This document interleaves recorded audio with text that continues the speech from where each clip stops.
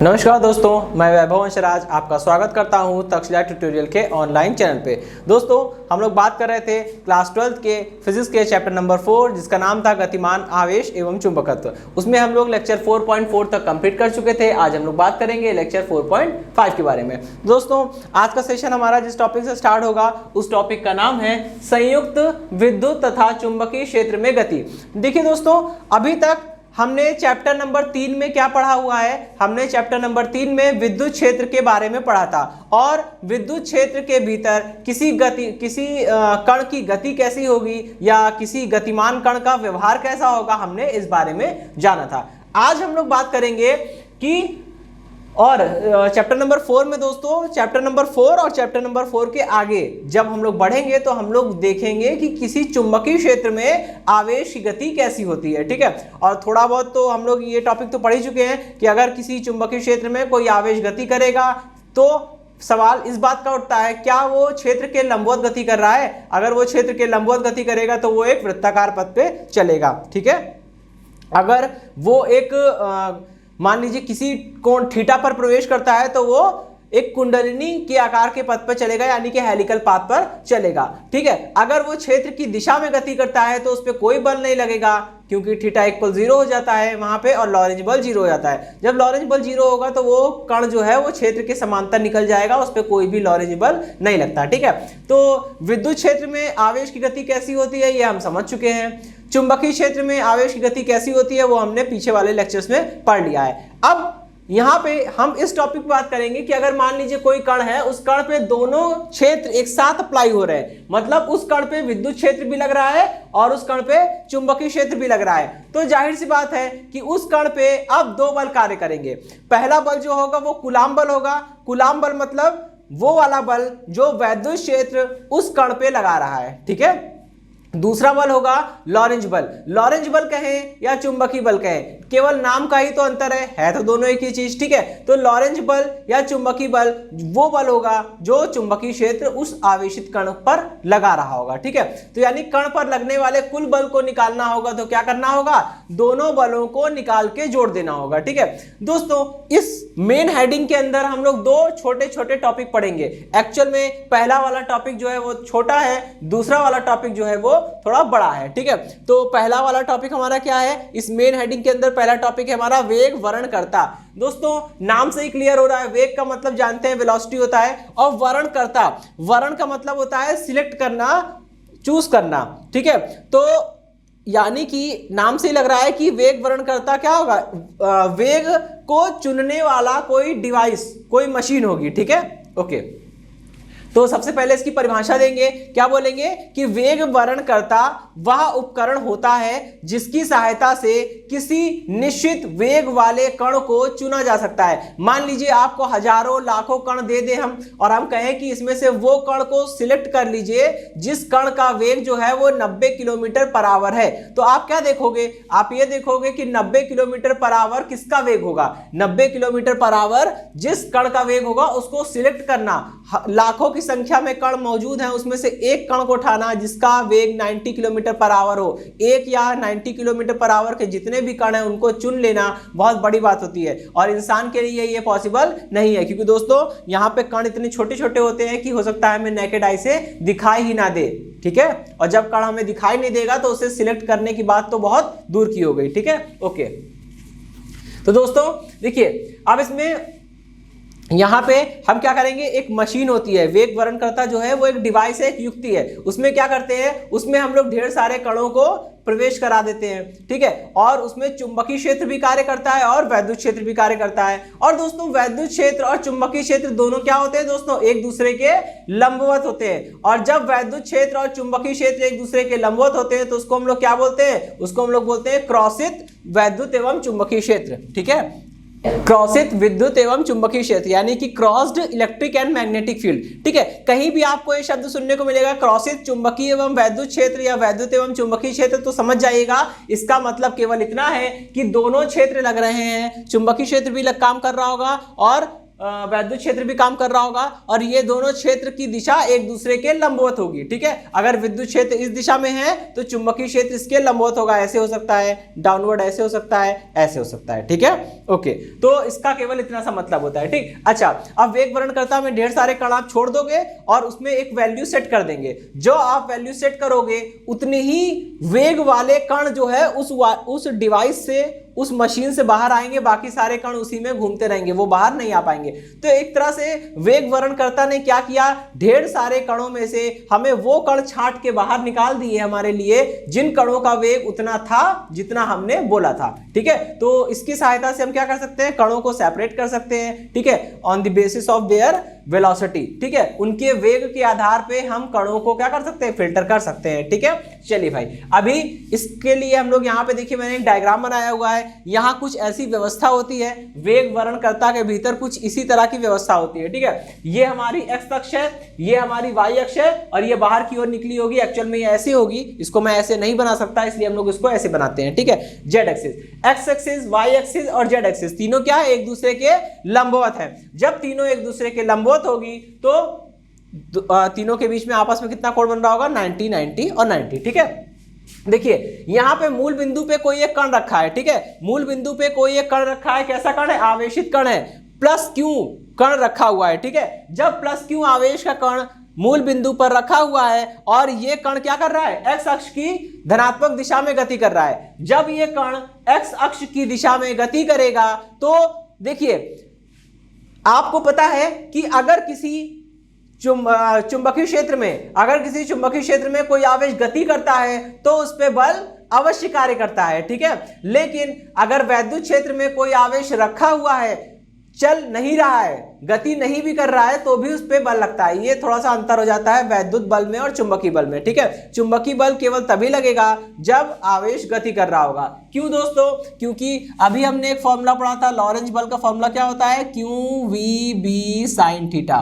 ठीक है, अगर V क्या होता है दोस्तों, इसमें V होता है कण का वेग। अगर कण का वेग 0 है, अगर कण स्थिर अवस्था में है, कण गति नहीं कर रहा है, अगर कण गति नहीं करेगा तो V बराबर 0 होगा, V बराबर 0 तो पूरा 0, F इज इक्वल टू 0। मतलब अगर कण चुंबकीय क्षेत्र में खड़ा हुआ है, रुका हुआ है, तो उस पर कोई भी बल नहीं लगेगा, तो बल 0 हो जाएगा। ठीक है भाई, चलिए अब देखिए इस कण पे दो बल लग रहे हैं। एक बल लग रहा होगा वाई की दिशा में, एक बल लग रहा होगा नीचे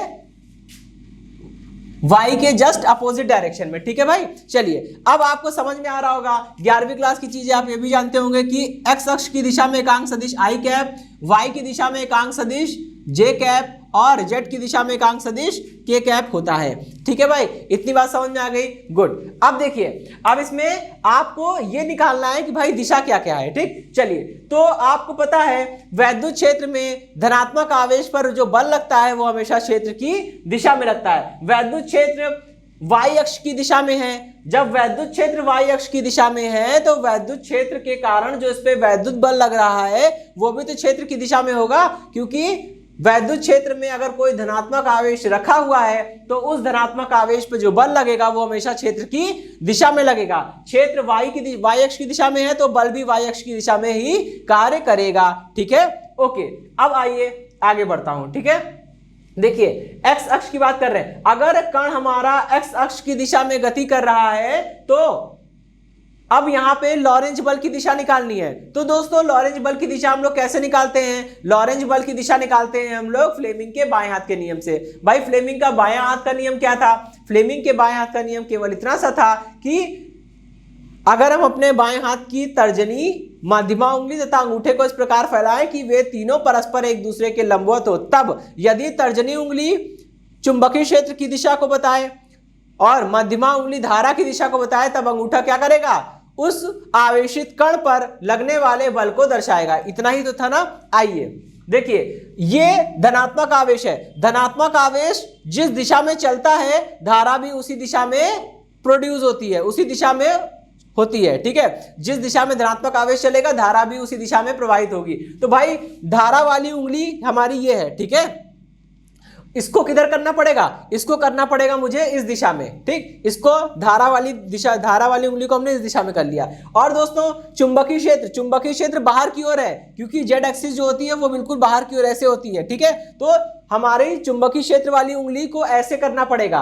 ये धारा की दिशा हो गई, ये चुंबकीय क्षेत्र की दिशा हो गई, अंगूठा क्या बताएगा, बल की दिशा को। तो बल किधर लगेगा, नीचे की ओर लगेगा। इसलिए देखिए मैंने एक डाउनवर्ड एरो बना के क्या बना दिया, यहाँ पे लगेगा लॉरेंज बल, F = QVB। अब आप सोच रहे होंगे यहाँ पे साइन थीटा क्यों नहीं है। तो दोस्तों थीटा क्या होता है, थीटा होता है वेग और चुंबकीय क्षेत्र के बीच का कोण। भाई वेग है x अक्ष की दिशा में और चुंबकीय क्षेत्र है z अक्ष की दिशा में। x अक्ष और z अक्ष के बीच में कितने का कोण बनता है दोस्तों, 90 का। जब 90 का कोण बनेगा तो यहाँ साइन 90 रखेंगे, यहाँ थीटा की जगह 90 पुट करेंगे, साइन 90 हो जाएगा। और दोस्तों साइन 90 कितना होता है, 1 होता है। जब साइन 90 1 होता है तो कोई दिक्कत नहीं है, कितना आ जाएगा, F = QVB आ जाएगा। ठीक, ओके। अब देखिए दोस्तों यहाँ पे लगने वाला वैद्युत बल निकालेंगे और लगने वाला चुंबकीय बल निकालेंगे और कण पर लगने वाला कुल बल निकालना होगा, तो दोनों बलों को जोड़ देंगे। ठीक है, कण पर कार्यरत कुल बल कैसे निकालेंगे, कण पर कार्यरत कुल बल निकालना है तो F = Fe + Fm। ओके, जोड़ दीजिए दोनों को। ठीक है, देखिए लगने वाला जो वैद्युत बल है वो y अक्ष की दिशा में लग रहा है, y अक्ष की धनात्मक दिशा में लग रहा है। और जब लगने वाला वैद्युत बल जो है वो y अक्ष की धनात्मक दिशा में लग रहा है तो उसका मान कितना हो जाएगा, उसका मान हो जाएगा Fe × J। ठीक है, ओके। और इधर देखिएगा ये भाई लॉरेंज बल लग रहा है y अक्ष की ऋणात्मक दिशा में। तो दोस्तों जब y अक्ष की धनात्मक दिशा में एकांक सदिश होता है J, तो y अक्ष की ऋणात्मक दिशा में एकांक सदिश कितना होगा, -J। तो Fm का मान लिखेंगे यानी लॉरेंज बल का मान लिखेंगे तो कितना लिखेंगे, ये लिखेंगे QVB और माइनस में J। ठीक है, इसको सॉल्व करके हम लोग इतना लिख सकते हैं। यहाँ देखिए दोस्तों Q कॉमन आ रहा है, Q कॉमन ले लीजिए, अंदर कितना बचेगा, अंदर बचेगा E और J भी कॉमन हो जाएगा, E- का VB। ठीक है, और बाहर हो जाएगा हमारा J। ठीक, ओके। तो ये तो दोस्तों कण पर लगने वाला कुल बल हो गया। अब आप देख पा रहे होंगे दोस्तों कि अगर हम यहाँ पे वैद्युत क्षेत्र E को और चुंबकीय क्षेत्र B को एडजस्ट करें, मतलब परस्पर समायोजित करें, अगर हम लोग लॉरेंज बल, देखिए अगर हम लोग वैद्युत बल, वैद्युत क्षेत्र और चुंबकीय क्षेत्र को परस्पर एडजस्ट करेंगे तो दोस्तों होगा क्या, होगा कुछ इस प्रकार से कि यहाँ पे देखिए दोनों राशियां आपस में घट रही हैं, बीच में माइनस का साइन लगा है। कुछ ऐसा मान जरूर होगा जब E का मान VB के बराबर हो जाएगा, और जैसे ही E का मान VB के बराबर होगा दोनों कैंसिल हो जाएंगे। मतलब कि अगर हमें ये शर्त निकालनी है कि कण पर अगर शून्य बल लगे, और यानी कण, देखिए यहाँ पे कण पर दो बल लग रहे हैं, पहला बल वैद्युत बल ऊपर लग रहा है और लॉरेंज बल नीचे लग रहा है। अगर कण पर लगने वाले ये दोनों बल का परिणामी शून्य हो जाए, कहने का मतलब है कि अगर कण पर लगने वाला वैद्युत बल कण पर लगने वाले लॉरेंज बल को संतुलित कर ले गया तो कण पर कोई भी बल कार्य नहीं करेगा, और जब कण पर कोई बल कार्य नहीं करेगा तो कण क्या करेगा, बिल्कुल सीधे निकल जाएगा, बिल्कुल भी विक्षेपित नहीं होगा। ठीक है, ओके दोस्तों, देखिए समीकरण 2 को देखिए। समीकरण 2 से ये साबित हो रहा है कि जो भी कण वेग वर्णकर्ता से बाहर निकलेगा उस कण का मान वैद्युत क्षेत्र और चुंबकीय क्षेत्र पर निर्भर कर रहा है। मतलब अगर हम वैद्युत क्षेत्र और चुंबकीय क्षेत्र को एक निश्चित अनुपात में सेट कर लेते हैं तो हमें केवल और केवल एक निश्चित वेग के ही कण बाहर प्राप्त होंगे और बाकी सारे कण अंदर ही रुक जाएंगे। ठीक है, क्योंकि जिन भी कणों के लिए E और M का अनुपात उतना होगा जितना हमने सेट किया हुआ है, केवल उन्हीं कणों पे लगने वाला कुल बल शून्य हो जाएगा। और जब कण पर लगने वाला कुल बल शून्य हो जाएगा तो ना तो कण वैद्युत बल के कारण ऊपर गति करेगा, ना कण चुंबकीय बल के कारण नीचे गति करेगा, वो बिना विक्षेपित हुए सीधे निकल जाएगा। ठीक है भाई, ओके। तो ये तो कॉन्सेप्ट हो गया वेग वर्णकर्ता का। वेग वर्णकर्ता का जो सिद्धांत है वो चुंबकीय एवं वैद्युत क्षेत्र में, तो सम्मिलित चुंबकीय एवं वैद्युत क्षेत्र में गति करने वाले किसी आवेश की गति पर निर्भर करता है। ठीक है, इसका सिद्धांत ही यही है। ठीक, और जब दोनों बल एक दूसरे को कैंसिल कर देंगे तो वो बिना विक्षेपित हुए निकल जाएगा और V का मान ई और बी पर इस तरह से निर्भर कर रहा है कि ई बटे B is equal to V. ठीक है दोस्तों, तो ये टॉपिक समाप्त होता है। अब हम लोग बात करेंगे अपने नेक्स्ट टॉपिक के बारे में। ठीक, ओके दोस्तों, हमारा नेक्स्ट टॉपिक है साइक्लोट्रॉन। देखिए साइक्लोट्रॉन एक ऐसा उपकरण है जो कि बहुत ज़्यादा यूज़ होता है, और जब यूज़ होता है हमें इसका यूज़ पड़ रहा है तो ये अपने आप ही इंपॉर्टेंट हो गया। ठीक है, तो पहले तो जान लीजिए कि इंपॉर्टेंट है, ये लॉन्ग क्वेश्चन में आ सकता है। ठीक है, लेकिन दोस्तों इसमें ना तो डेरिवेशन है ज़्यादा, ना थ्योरी है, ना तो डेरिवेशन ज़्यादा है और बाकी ना तो इसमें कुछ खास है। ठीक है, तो ये टाइम टेकिंग होता है, तो मैं तो सलाह दूंगा अगर एग्जाम में आएगा भी तो आप इसे स्किप करिएगा। ठीक है, मतलब इसे करने मत बैठ जाइएगा क्योंकि इसमें आपको समय लग सकता है। ठीक, क्योंकि इसमें केवल कथा कहानी लिखनी होगी, थ्योरी है, डेरिवेशन बहुत थोड़ा सा है, बाकी कुछ मतलब नहीं इसका। ठीक है, खैर समझ लेते हैं। देखिए साइक्लोट्रॉन क्या है? साइक्लोट्रॉन एक ऐसी युक्ति है, एक ऐसी डिवाइस है जिसकी सहायता से किसी आवेशित कण को अत्यधिक वेग तक त्वरित करके क्या कहते हैं उच्च ऊर्जा प्रदान की जा सकती है। ठीक है, मतलब साइक्लोट्रॉन एक ऐसा उपकरण है, एक ऐसी युक्ति है जिसकी सहायता से किसी आवेशित कण को अत्यधिक वेग तक उत्तेजित करके अत्यधिक गतिज ऊर्जा प्रदान की जा सकती है। क्योंकि दोस्तों कई बार प्रैक्टिकल में ऐसी जरूरत पड़ जाती है कि हमें तीव्र गति से चलने वाले आवेशित कणों की आवश्यकता पड़ती है। ठीक है, अब बात ये होती है कि आवेशित कण तो हम ले आएंगे, लेकिन ये तीव्र गति से चलने वाले आवेशित कण कहां से लाएंगे? आवेशों को तीव्र गति से चलाने का काम कैसे कर पाएंगे? तो इसी के लिए क्या होता है, यहाँ पे हमें साइक्लोट्रॉन की जरूरत पड़ती है। तो दोस्तों स्टार्ट करने से पहले मैं इसको डिस्क्राइब करता हूं। ठीक है, कि सबसे पहले बात आती है इसका सिद्धांत की। देखिए साइक्लोट्रॉन क्या है वो मैं बता चुका हूं। साइक्लोट्रॉन एक ऐसी युक्ति है जिसमें किसी आवेशित कण को अत्यधिक उच्च वेग तक उत्तेजित करके या ऊर्जित करके उसे अधिक गतिज ऊर्जा प्रदान की जा सकती है। ठीक है, ओके। अब संरचना क्या है दोस्तों? संरचना इसकी ये है कि देखिए सबसे पहले तो इसमें धातु के 2 डी आकार के, कैसे? कैपिटल डी आकार के।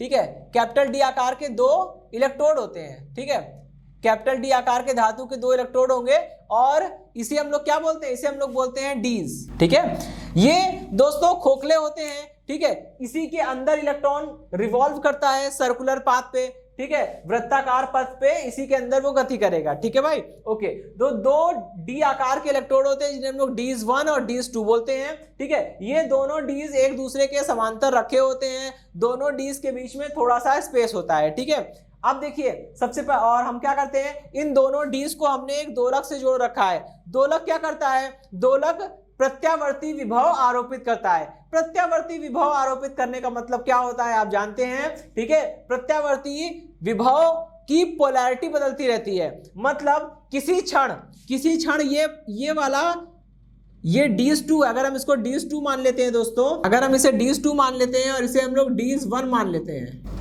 ठीक है, तो अगर किसी क्षण डीज 2 जो है वो पॉजिटिव पोटेंशियल पर है, धनात्मक विभव पर है, और डीज 1 क्या है? निगेटिव पोटेंशियल पर है, यानी कि ऋणात्मक विभव पर है, तो क्या होगा दोस्तों? तुरंत कुछ ही समय बाद इसकी पोलैरिटी बदल जाएगी।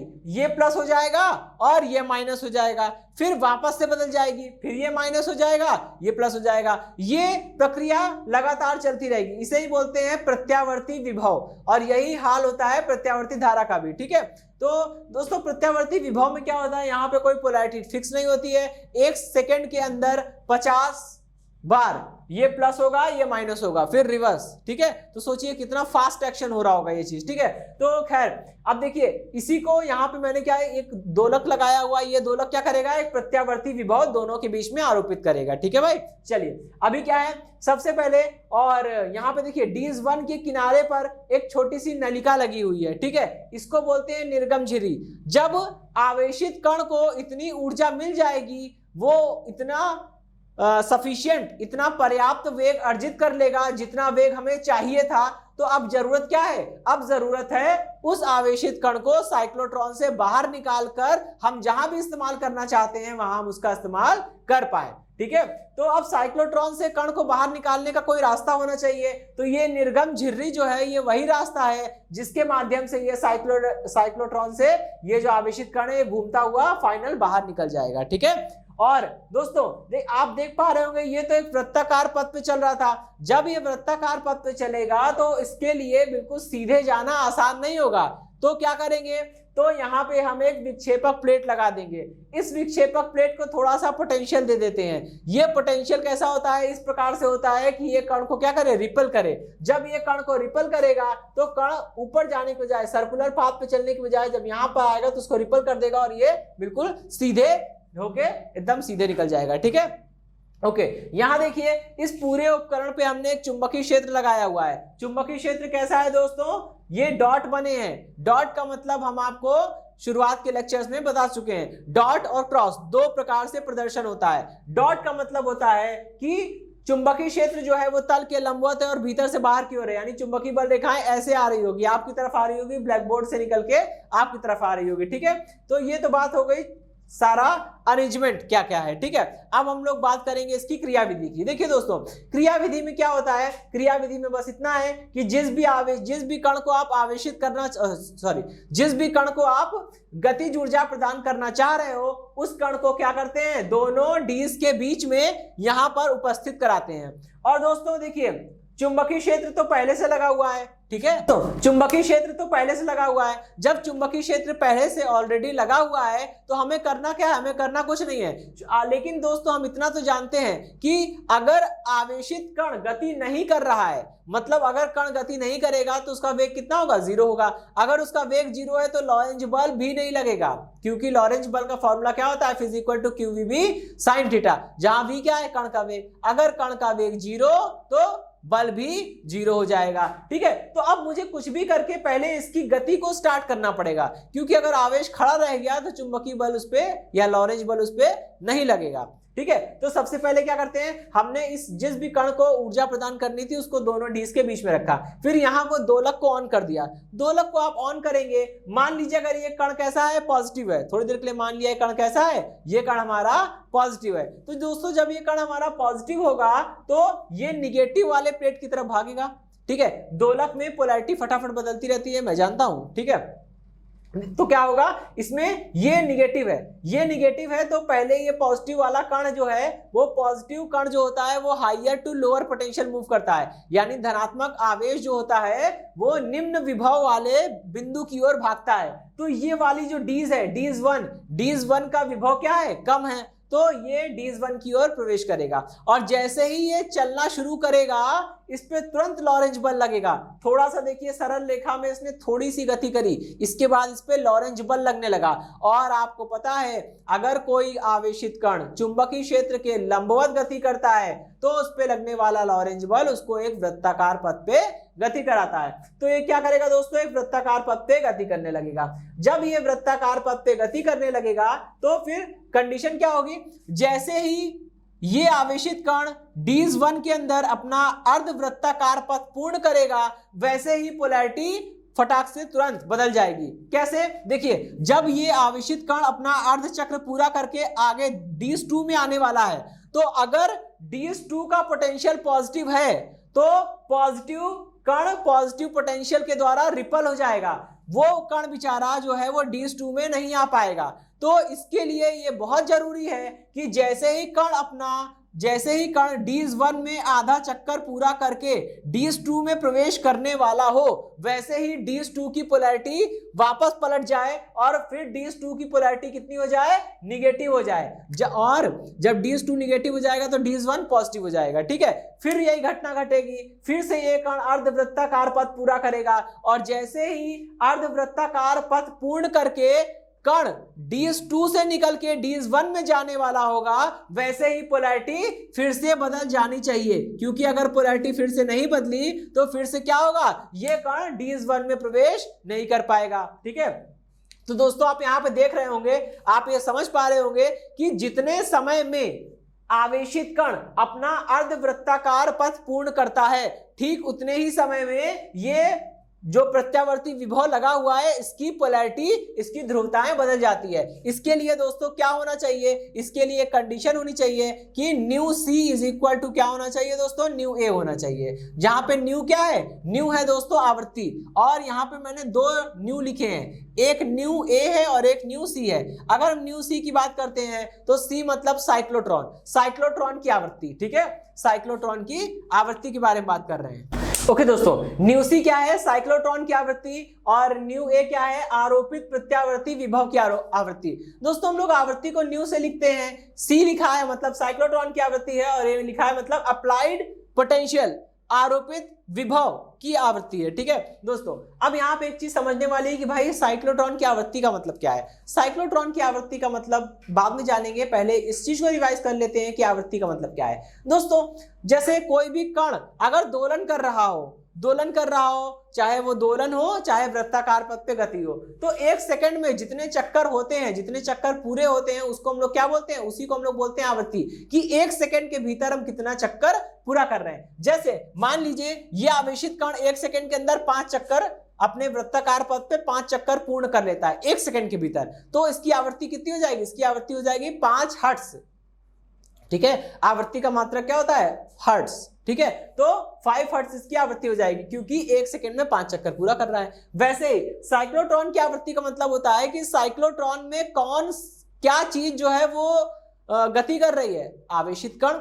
भाई साइक्लोट्रॉन के अंदर आवेशित कण ही तो गति कर रहा है ना, तो बस आवेशित कण के द्वारा एक सेकंड में पूर्ण किए गए वृत्ताकार चक्करों की संख्या, ठीक है, उसी को क्या बोलते हैं? साइक्लोट्रॉन की आवृत्ति। ठीक, साइक्लोट्रॉन की आवृत्ति मतलब क्या है कि साइक्लोट्रॉन के भीतर आवेशित कण के द्वारा एक सेकंड में पूर्ण किए गए चक्करों की संख्या को क्या बोलते हैं हम लोग? उसी को हम लोग बोलते हैं साइक्लोट्रॉन की आवृत्ति। अब बात करते हैं न्यू ए की। न्यू ए क्या है दोस्तों? जब हम लोग प्रत्यावर्ती विभव आरोपित करते हैं तो चैप्टर नंबर 7 में हम लोग डिटेल से पढ़ेंगे। प्रत्यावर्ती विभव में क्या होती है? ध्रुवताएं बदलती रहती हैं, कभी एक सिरा पॉजिटिव दूसरा निगेटिव, तो एक सेकेंड के भीतर 50 बार ये पोलैरिटी बदलेगी, ये माइनस फिर ये प्लस फिर उल्टा होगा, फिर ये माइनस फिर ये प्लस, ऐसे प्रक्रिया चलती रहेगी। ठीक है, तो अगर दोनों की फ्रीक्वेंसी मैच कर जाए, अगर ऐसा हो जाए कि साइक्लोट्रॉन की आवृत्ति आरोपित विभव की आवृत्ति के बराबर हो गई, तब क्या होता है? तब ये घटना कहलाती है अनुनाद। ठीक है, और ये होगी अनुनाद की शर्त, यानी रेजोनेंस की कंडीशन। इसको हमने क्वेश्चन नंबर 1 मान दिया। ठीक है, तो 1 नंबर में बहुविकल्पी में आपसे पूछ सकते हैं कि साइक्लोट्रॉन के लिए अनुनाद की शर्त है। ठीक है, और 4 ऑप्शन होंगे, किसी में nu C is greater than nu A is greater than nu C, और nu A equal nu C, और nu A does not equal to nu C. ऐसे करके 4 ऑप्शन दे देंगे, आपको किस पे टिक मारना है? अनुनाद की शर्त क्या होती है? न्यू ए इक्वल न्यू सी होती है। ठीक है, ओके। अब देखिए इसके लिए बहुत जरूरी है, मैंने कहा था ना कि जितने समय में आवेशित कण पहली डीज में आधा चक्कर पूर्ण करके डीज 2 में प्रवेश करने वाला होगा, उसके ठीक पहले ही पोलैरिटी बदल जानी चाहिए, क्योंकि अगर पोलैरिटी बदलने में जरा सा भी डिले हुआ तो वो रिपल कर जाएगा, और रिपल होगा तो प्रतिकर्षित होगा, तो आगे आने को छोड़िए वो पीछे भाग जाएगा उल्टा। ठीक है, तो ये हमारे लिए दिक्कत हो जाएगी। ठीक है, उसका वेग भी कम हो जाएगा, गतिज ऊर्जा जो होगी वो थोड़ी सी लॉस हो जाएगा वहां पे। ठीक है, तो वही चीज है कि जितने समय में आवेशित कण वृत्ताकार पथ का अर्धवृत्ताकार चक्रण, या यूं कह लीजिए अर्ध वृत्त का चक्रण पूरा करता है, मतलब अर्धवृत्त पथ पर चल लेता है और एक डीज से निकल के दूसरे डीज में जा रहा होता है, तो उसी समय पोलैरिटी का बदलना बहुत आवश्यक है। और ये दोस्तों तभी हो पाएगा जब दोनों की आवृत्तियां मैच करेगी। ठीक है, इसी को बोलते हैं अनुनाद की शर्त। ठीक है, ओके। आप देख रहे होंगे दोस्तों, जैसे जैसे कण आगे बढ़ रहा है इसकी वृत्ताकार पथ की त्रिज्या बढ़ती जा रही है। त्रिज्या इसलिए बढ़ती जा रही है क्योंकि हम जानते हैं कि किस वृत्ताकार पथ की त्रिज्या, ठीक है, जब आवेशित कण किसी चुंबकीय क्षेत्र के भीतर वृत्ताकार पथ पे गति करता है तो उस वृत्ताकार पथ की त्रिज्या कितनी होती है दोस्तों? उस वृत्ताकार पथ की त्रिज्या होती है R = mv/qb। ठीक है दोस्तों, अब इस फॉर्मूले को ध्यान से देखिए, अभी आपको जवाब मिल जाएगा कि इसकी त्रिज्या लगातार बढ़ती क्यों जा रही है। इसकी त्रिज्या इसलिए बढ़ती जा रही है दोस्तों, इस फॉर्मूले में m क्या है? कण का द्रव्यमान। क्या कण का द्रव्यमान बदलेगा? कभी नहीं।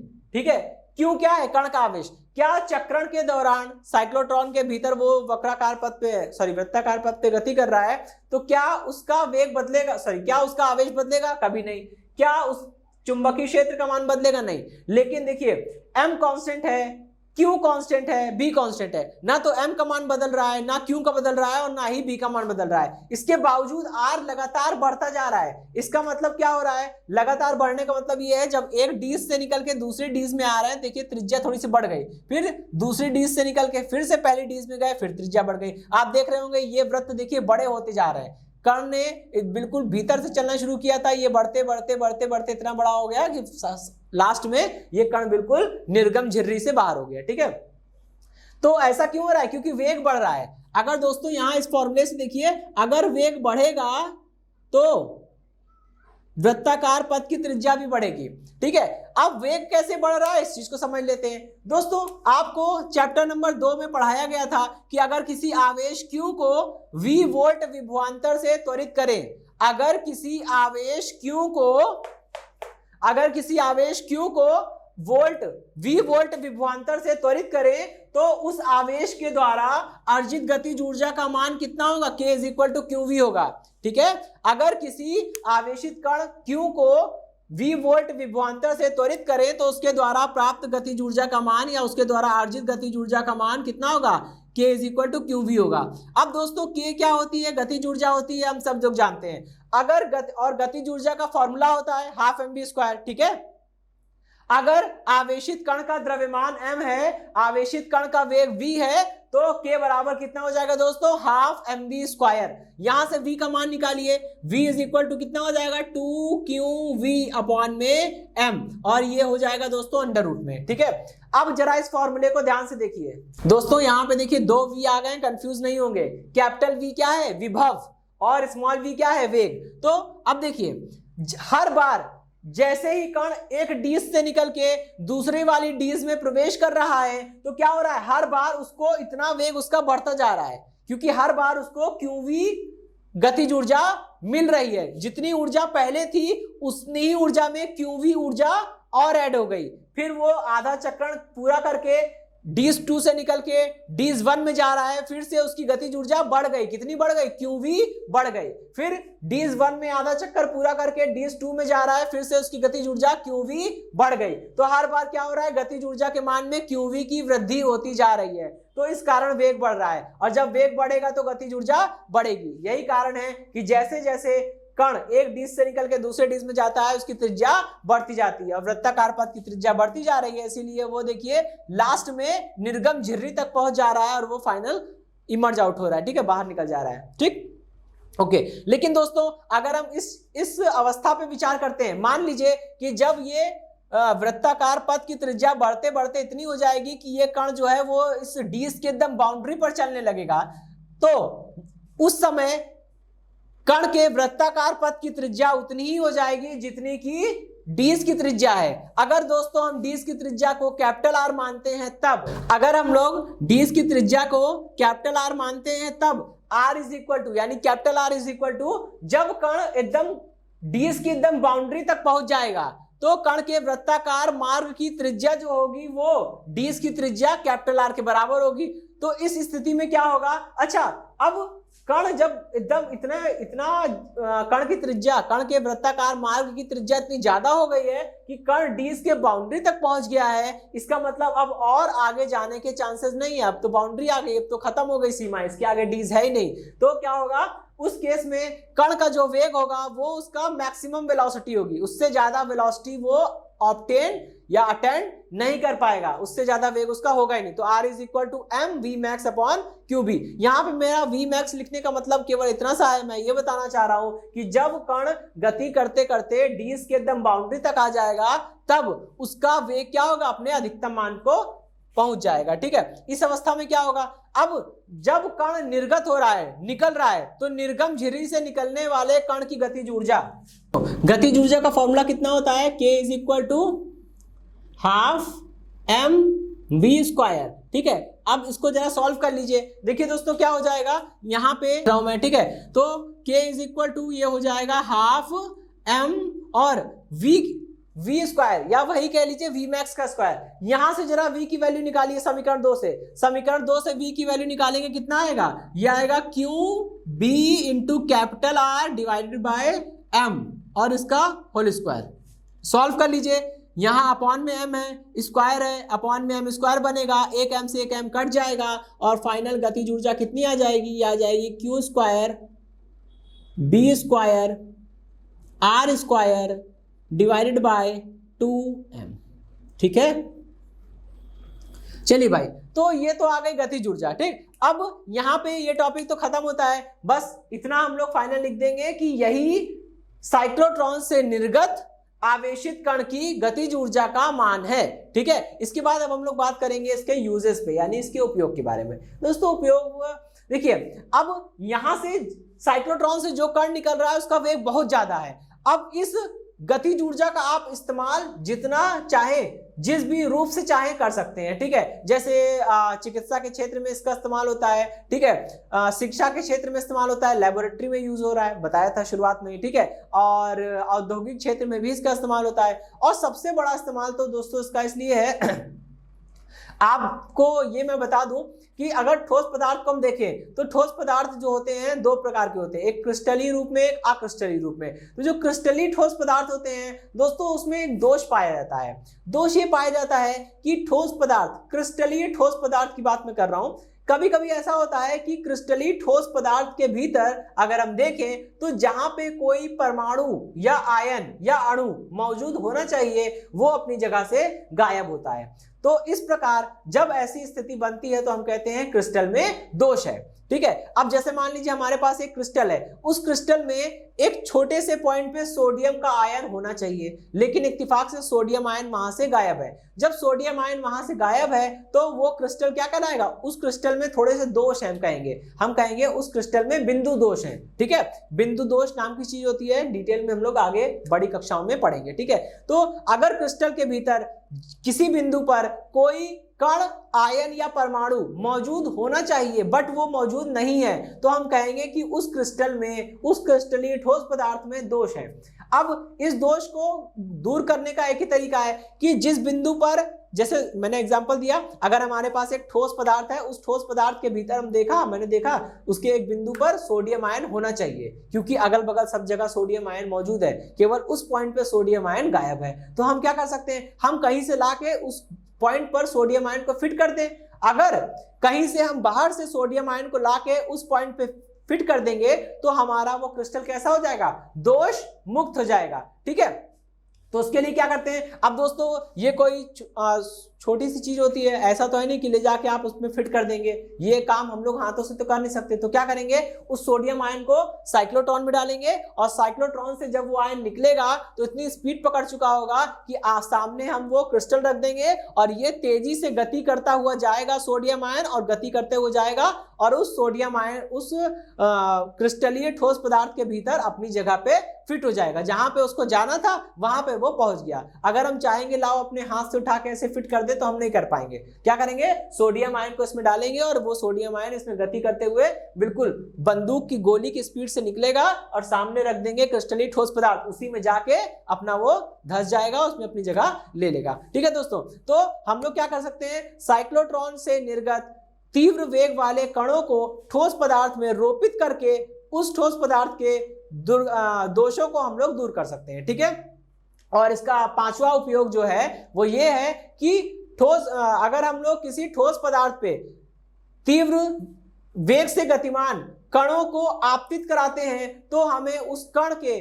उस क्रिस्टल की संरचना के बारे में जानकारी प्राप्त हो सकती है। ठीक है, तो अगर किसी भी कण की संरचना के बारे में जानकारी प्राप्त करनी हो तो आप उस पे आवेशित, मतलब कि तीव्र गति से गतिमान कणों को आपतित करा के क्या कर सकते हैं? आप उसके बारे में जानकारी प्राप्त कर सकते हैं। ओके दोस्तों, तो आज के सेशन में इतना ही, मिलता हूं नेक्स्ट सेशन में। धन्यवाद।